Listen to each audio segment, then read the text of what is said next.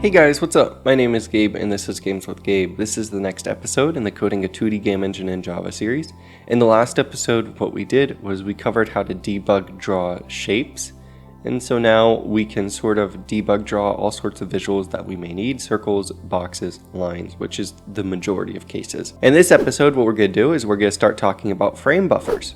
And frame buffers are really important for things like deferred rendering. They are also important for things like docking. So this is specifically in preparation for integrating the docking branch of ImGui into our game engine so that we can actually implement docking and everything. But frame buffers are also nice to know about just in case you want to do some more advanced rendering techniques, like I said, such as deferred rendering or rendering in multiple stages. Okay guys, so let's check out what frame buffers are and then we will go ahead and implement it in our code. Okay, so what are frame buffers? The concept is actually really simple. You can actually think of it almost exactly like a texture, right? So say you have your window. We'll call this the window. And say you want to render your scene, but like in our case, we want to render our scene to just a specific portion of the window, right? We want to render it right here. Well, how do we end up actually scaling our output, right? We want the output to be as if it was taking up the whole window size, and then we just sort of want to scale it down, just like if it was a texture. Well, the answer, of course, to this is to use a frame buffer. And so we can use a frame buffer by basically rendering to this thing. We'll call this our frame buffer. And so what happens is when we call all of our rendering calls on side of our GPU, what it does is it renders to this guy, which is actually just an off-screen buffer. And so it does all the techniques and everything. And then at the end, we say, okay, now draw a picture and draw it right here. And by the way, the texture ID is his texture ID. And then you literally just use his texture ID for this, and it draws your scene inside of this now scaled down image. The concept is fairly straightforward, right? We're just rendering to an off-screen thing, something that we never see, and then we're treating it as if it's a texture. We're treating this as if it is a texture. And then once we get that texture rendered, we just use that texture ID over here just like you would with a normal texture. Now, how do you create a frame buffer in OpenGL? Well, you create it just like any other buffer, right? We tell the GPU, hey, I want to buffer some memory. And you say, I want to buffer this much memory, and this is the type of memory that I am buffering here. And so you tell it the size of the frame buffer. So for instance, we could say just this size, right? Since we're only rendering to this small of a portion, we could say, hey, just create a texture of whatever this is. Let's say the whole window is 1920 by 1080. And this is like 600 by 480. Okay, and so we could say, hey, just allocate a texture of 600 by 480, but then you would have to reallocate a texture every single time that this thing got resized, and that's kind of not the most ideal solution. So what you could do instead is say, hey, allocate me a texture of size 1920 by 1080, and I will only be rendering to a subportion of this, and I will only take that subportion. Or you could do, like I'm going to suggest we do, just render to the whole 1920 by 1080 and then scale it down. Because if you're scaling to the maximum size that you will be in the ultimate case, then you'll get a better idea of what your frame rates will really be. Because sure, you'll be rendering like your editor and stuff, which could add some extra frame time. But if you're rendering to an actual smaller size texture, then it could be inaccurate of what the frame rates you would expect to see on a screen size this big are, because rendering to different screen sizes does actually take different amounts of time.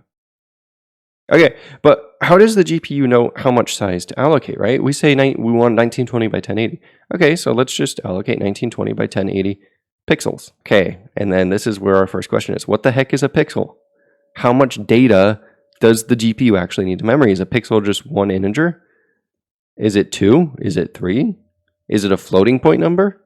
And all these different numbers have different underlying data sizes, right? An integer is 32 bits typically, can be 64 bits, and so on and so forth.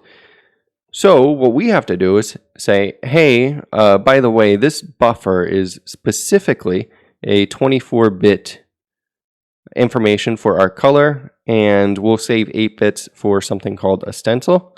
And do you actually need this stencil right now? I would say no. You could just say, give me 32 bits of color, and then this would be one group. So you could say this or that. The GPU actually gives you some presets that you can use for the memory layout of these. And this stencil is used for different types of things. You can use it for shadows or outlining objects, like a stencil, masking. So it might be good just to use this preset just in case we ever do want to use something like that.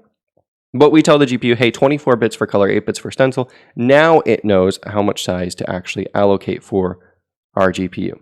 There is one further thing that we can do to optimize this a little bit more. So in addition to the frame buffer, which is this is our frame buffer, we can also tell the GPU, hey, we're also going to use this render buffer object, an RBO. Remember, we have those VBOs, those VAOs. This is another one of those things. And so the render buffer object is useful for the GPU because what this tells the GPU is, hey, by the way, this is some data that we're never going to read from. You only need to write to it. So the GPU can actually optimize this render buffer object a little bit more.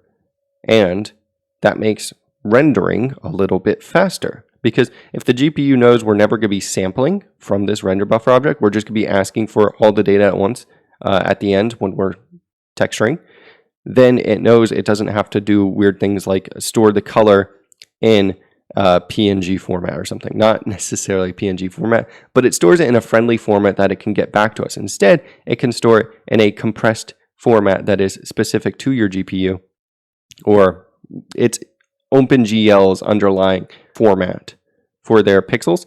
And since they can do it in a compressed version and not having to worry about decompressing that, then they can actually write to it much faster and everything.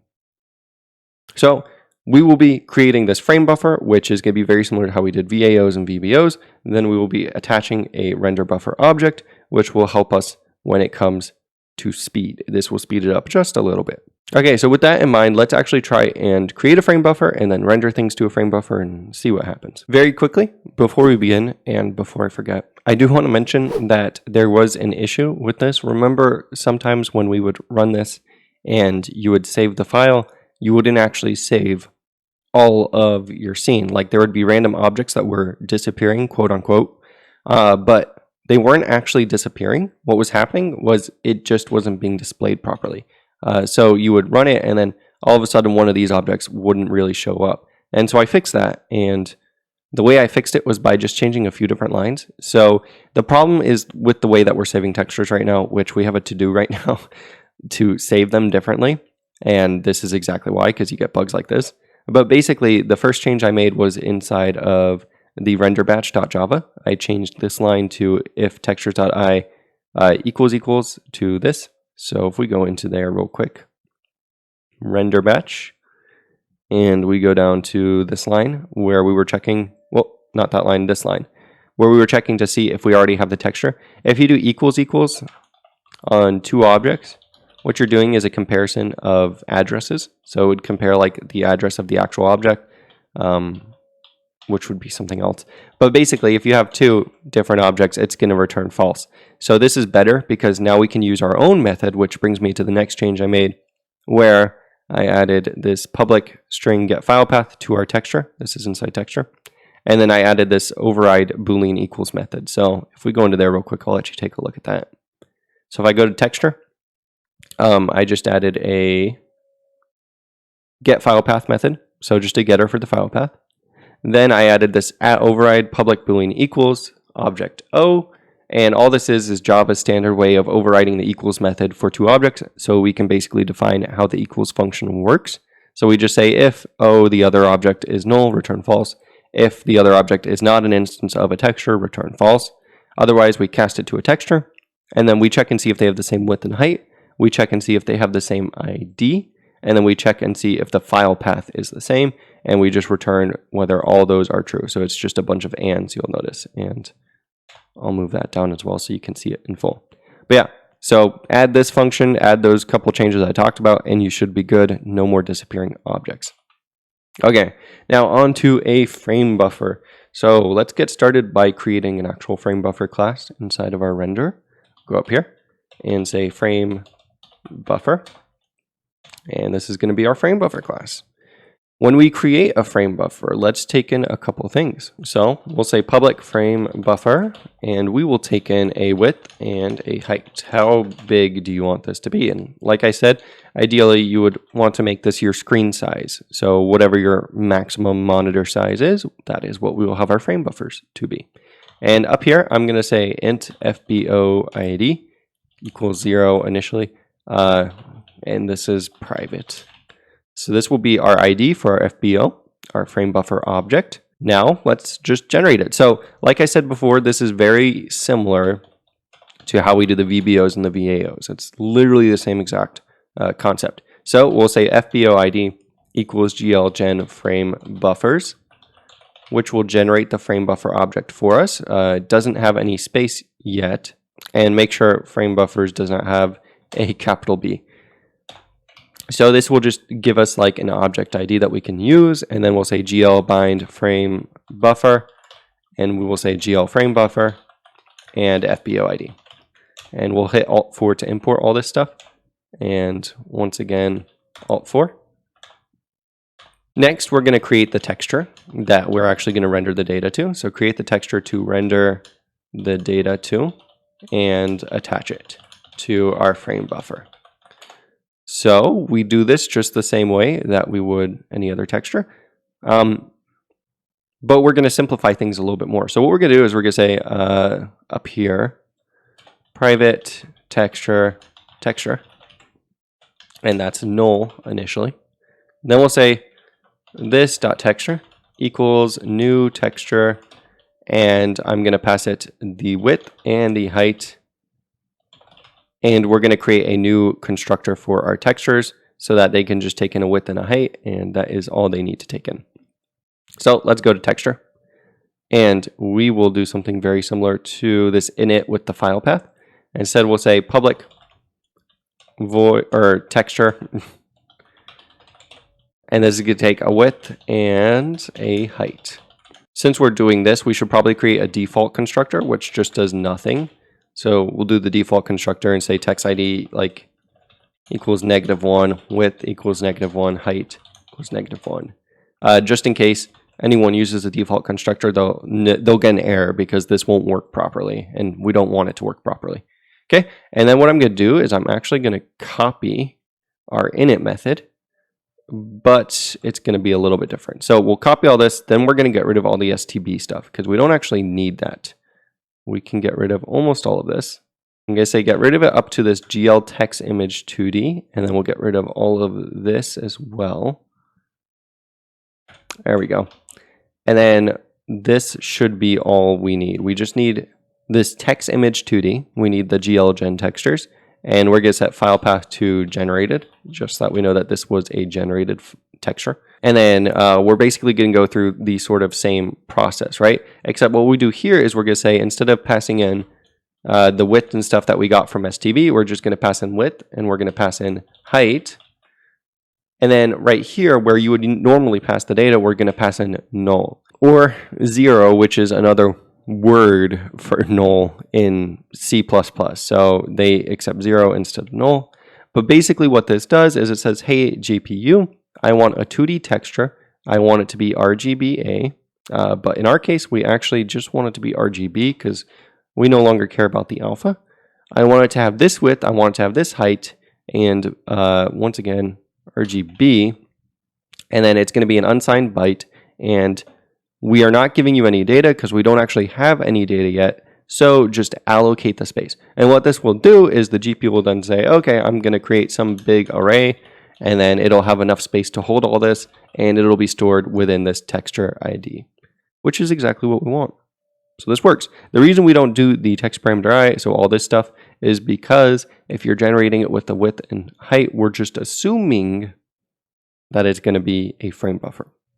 Now, if we ever end up using this texture initializer with something else, we probably will want to set these parameters for what to do in terms of scaling the image and everything. But we'll come to that bridge when we get there. Now let's go back to our frame buffer. So we'll go back into here.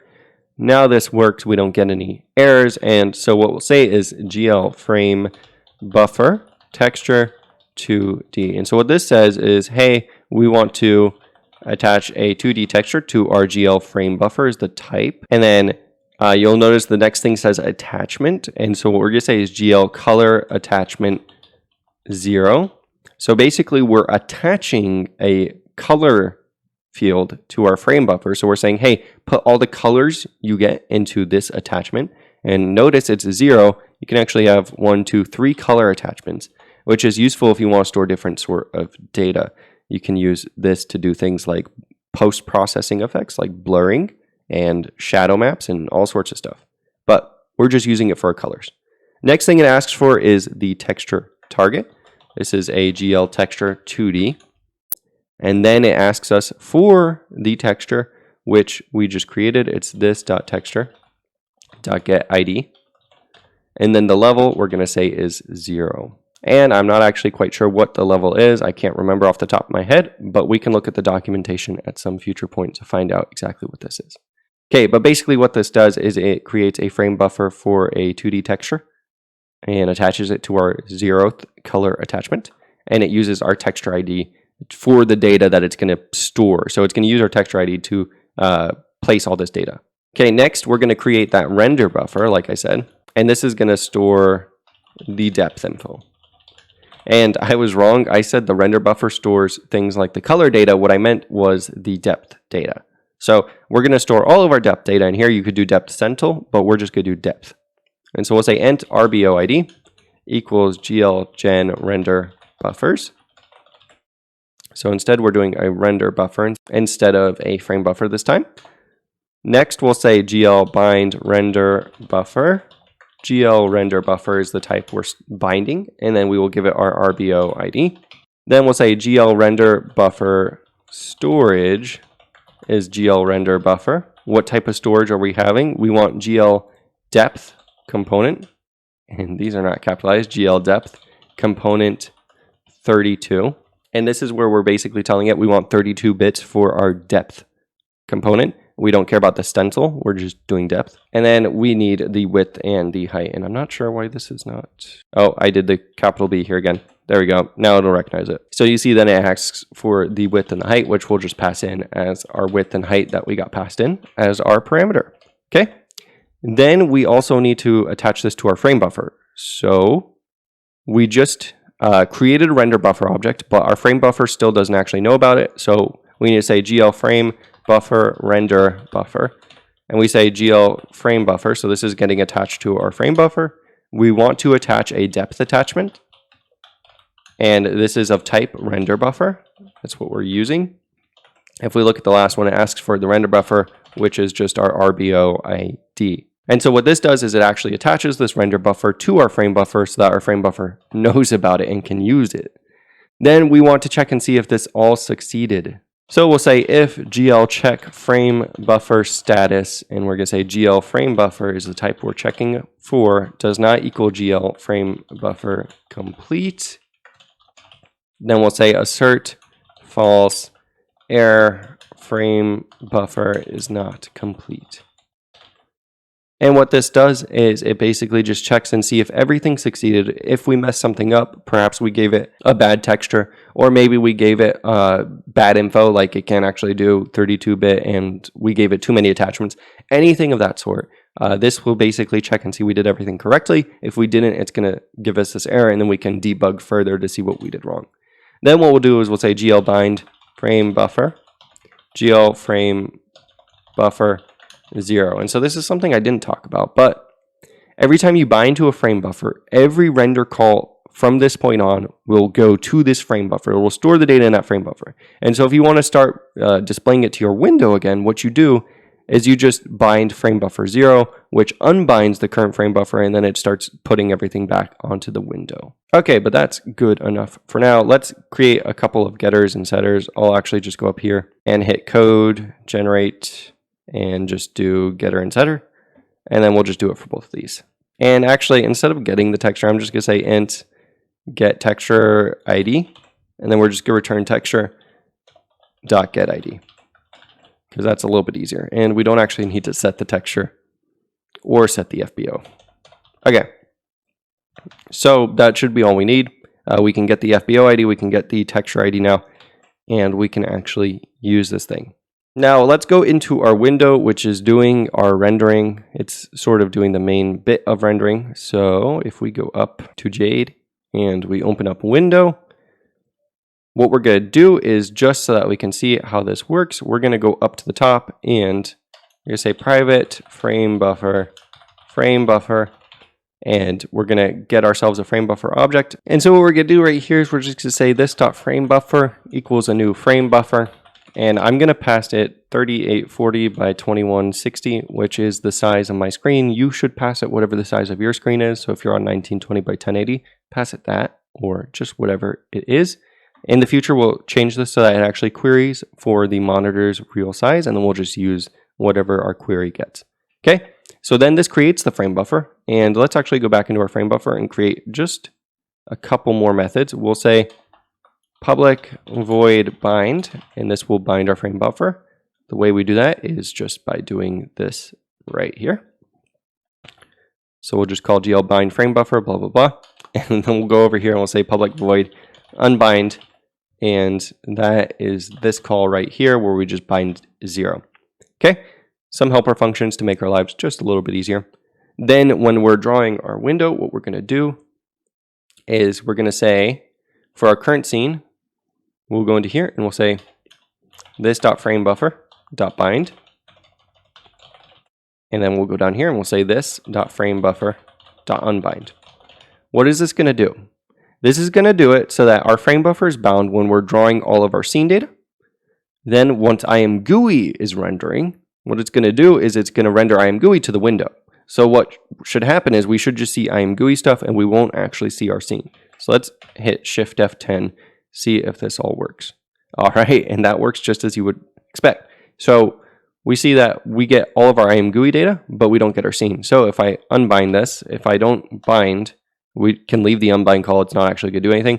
You'll notice we get this, and we get some problems with our textures. And this problem, once again, is happening because of the way we're saving our textures currently. We really have to fix that. I think we're going to do that next because it's saving the texture ID instead of the texture path. And so what's happening is if we take a look, what our texture ID is, it's going to be this new Framebuffers ID. So if we actually remove this creation of the frame buffer, we'll see that our textures are back, but we can't do that unless we comment out this line as well. So we're not calling a null frame buffer.